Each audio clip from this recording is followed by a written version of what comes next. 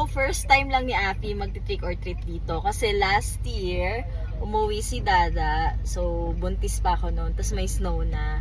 Kaya hindi na kami lumabas. So, ngayon, first time niya. Kaya super na-excite talaga siya. Ayan sila, oh. Saan tayo pupunta? Halloween! Trick or treat! And when it's Halloween. Oh, why are you crying, my little love? Dito nga sa Canada is pinaghahandaan talaga nila yung Halloween. Nagde-design sila sa labas at sa loob ng bahay nila. Pati mga ibibigay nila na treats para sa mga batang mag-trick or treats, pinaghahandaan din nila.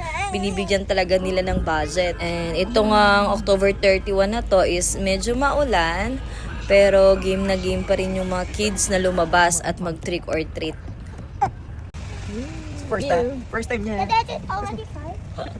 Yung iba nga na nagbibigay ng mga trick or treats, talagang naka-costume pa at kinukwento nila na itong holiday na to is yung favorite holiday nila.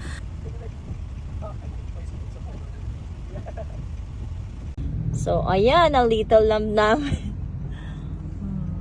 Hindi talaga siya pwede lumabas medyo maulan today. Hindi lang naman yung design or yung mga ibibigay nila yung pinaghahandaan ng mga tao dito.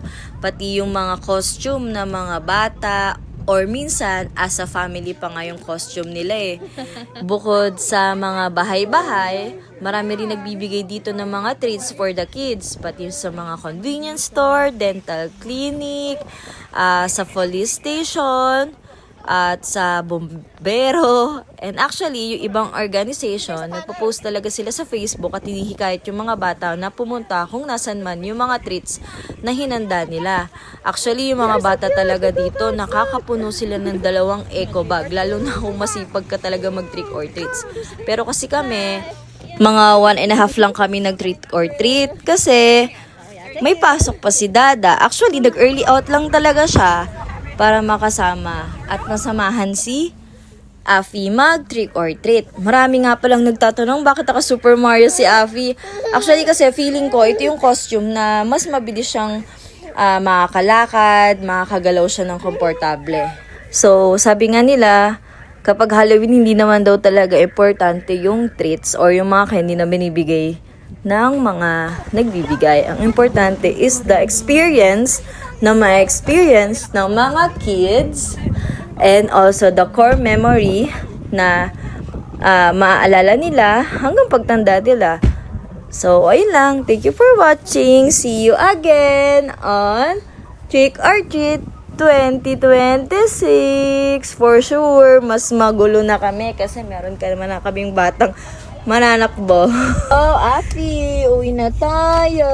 Are you happy? I have more treats. You have more treats? Show it your treats. Let's see later, okay? We're going to check your treats. And how about my baby, Mama. little lamb, Mama, Sleepy? Mama, I saw this What, in the what? bag. Wow.